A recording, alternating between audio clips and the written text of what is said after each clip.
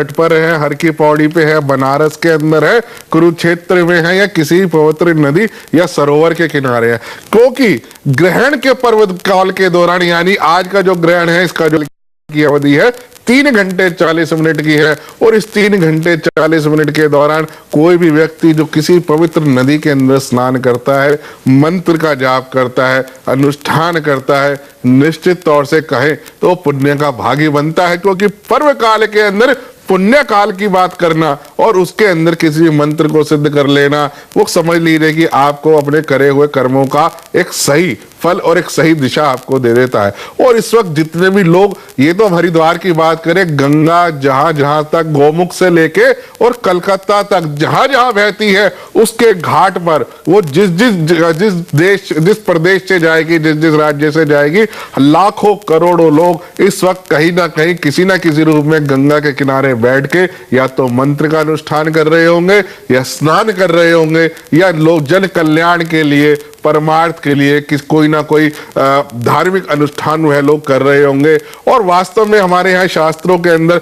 सबसे, हमारे अगर गंगा को कहें तो वो भारत की जो है एक लाइफलाइन कही जाती है। क्योंकि गंगा चाहे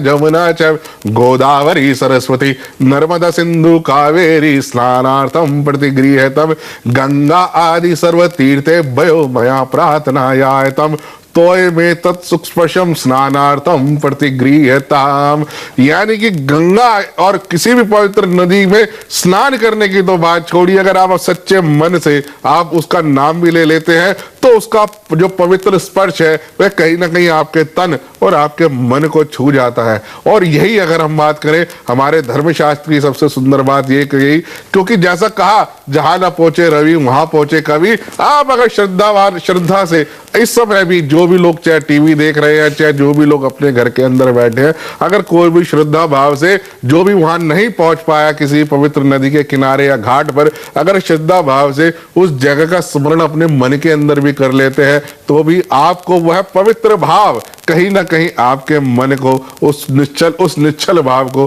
कहीं ना कहीं छू जाएगा, और आप जो भी है उस पुण्य के कहीं ना कहीं किसी ना किसी रूप में आप भागी जरूर बनेंगे। और ग्रहण के दौरान जो कहे, हमारे यहाँ 3 घंटे 40 मिनट का जो आज का चंद्र ग्रहण है, जो इस वक्त धनु राशि के अंदर 1:05 के बाद रात्रि के धनु राशि में और मूल नक्षत्र के अंदर शुरू हो चुका। आप देखें तो 300 साल के अंदर बनने वाला यह ऐसा अद्भुत संयोग है, जो ज्येष्ठ मास के अंदर न बहुत सूर्य की संक्रांति वाले दिन और 2 राशियों के अंदर बीच की संधि के अंदर जो बन रहा हो, वो वास्तव में कहें तो 300 साल के अंदर घटने वाली ऐसी अद्भुत घटना है। और ऊपर से 100 मिनट के लिए जो पूर्ण, जिसे चंद्र ग्रहण की अवधि दी गई हो, और 3 घंटे 40 मिनट का लंबा पर्व काल हो। यह 5 चीजें अपने आप में इस प्रकार की अद्भुत है कि जो ऐसा संयोग 300 साल के अंदर पहली बार बना है, और आगे आने वाले 100 साल के अंदर इस प्रकार का संयोग बने ऐसा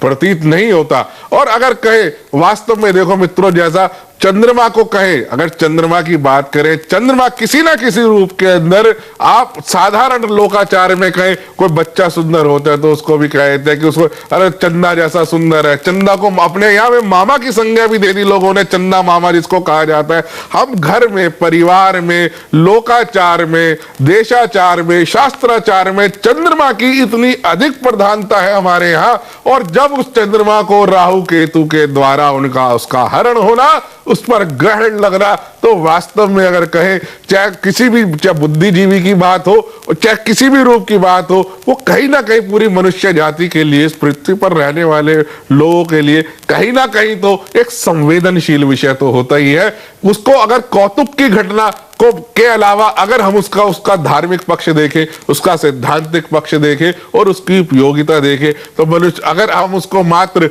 निहार ले कि अभी यह गायब हो गया और अभी यह वापस से निकल आया, तो मित्रों वह एक कौतुक का संवाद भर रह जाएगा। अगर हम उसको उसकी सिद्धांतिक पक्ष और ज्योतिष और धार्मिक पक्ष को हम समझते हैं, तो उस पर्व काल के अंदर कहीं ना कहीं हम अपने लिए, अपने परिवार के लिए, अपने मित्रों के लिए, अपने इष्ट मित्रों के लिए, राष्ट्र के लिए, देश के लिए कहीं ना कहीं कोई ऐसा संकल्प कर सकते हैं, किसी न किसी ऐसे मंत्र का जाप कर सकते हैं जो सभी के लिए, परमार्थ के लिए काम आए। तो मित्रों, यह फैसला आपने करना है कि आपने मात्र कौतुक के साथ इस चीज को करना है, या आपने अपने बुद्धि और विवेक का सहारा लेके, कोई ने अभी भी 3:33 तक यह पर्व काल है, और आप किसी भी तरीके से अगर अपने इष्ट देवता की आराधना करते हैं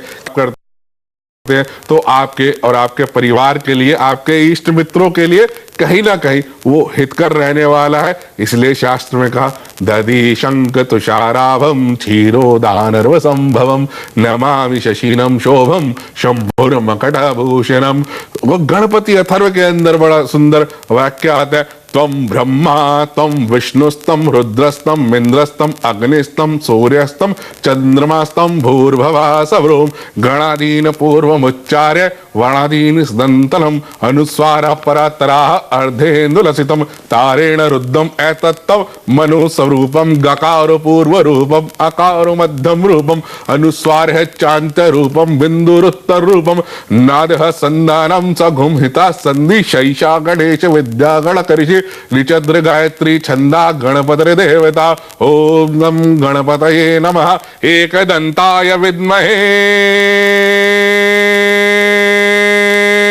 वक्रतुंडाय धीमहि तन्नो दंती प्रचोदयात। जैसा भी आप चाहे इस समय का सदुपयोग कर ले, चाहे उसे कौतुक में बदल ले, चाहे उसको उपहास में ले ले, वो जैसा करें, और परम पिता परमेश्वर की जैसा मर्जी वैसा ही आचरण आपने करना है। मित्रों, मैं तो पूरे राष्ट्र की तरफ से, अपने सभी दर्शकों की तरफ से, सभी के हित के लिए, सभी की अच्छे स्वास्थ्य के लिए, सभी के आरोग्य के लिए, सभी के धन धान्य के लिए मैं निश्चित तौर पे सभी के लिए यहाँ प्रार्थना करता रहूंगा और करना चाहता हूँ। और वो वक्त नजदीक है जब ये चांद